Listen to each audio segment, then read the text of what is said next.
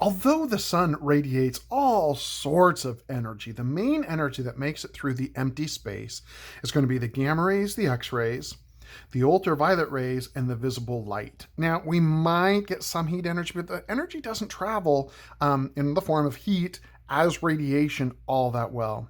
So when we think about radiation coming in from the sun, we call it incoming solar radiation. And that gets really long to talk about all the time. So sometimes we refer to this as insolation,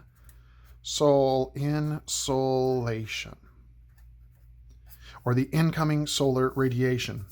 Well, all of these guys come in to our Earth at the upper atmosphere. And we know visible light, that one won't hurt us, but ultraviolet certainly will. That'll be really bad for us. And these X-rays and gamma rays are even worse.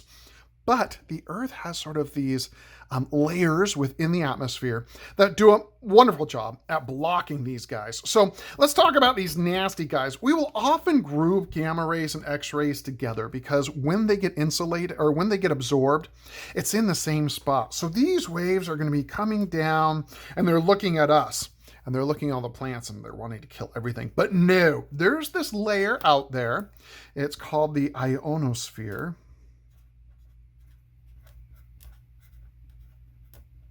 And the ionosphere is made up of ions. That's going to have a little bit more to do with the chemistry world, but those ions are going to be absorbing a lot of those gamma rays and X-rays. Very, very strong waves. Look at that short.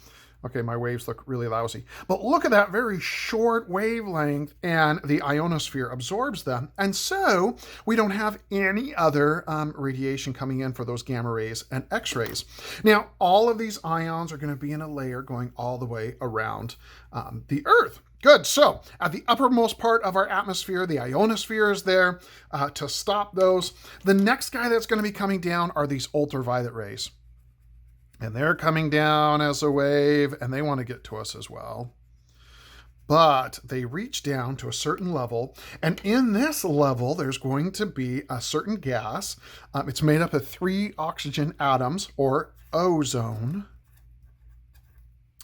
And that's going to be O3.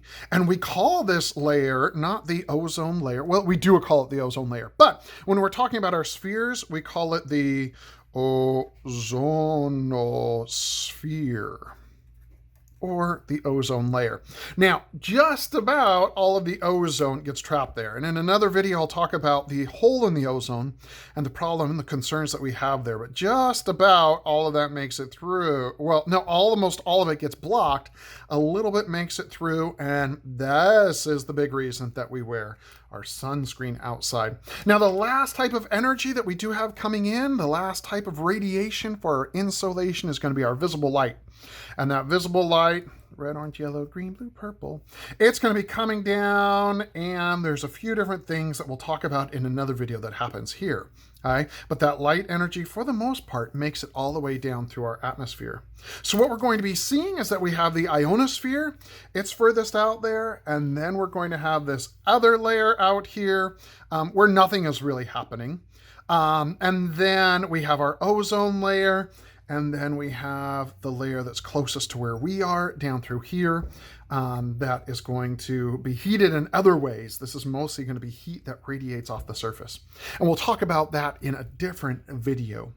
Our ionosphere and our ozonosphere, the function that they serve is going to be blocking our incoming solar radiation, at least the gamma rays and X-rays in the ionosphere, and the ultraviolet radiation and the ozonosphere.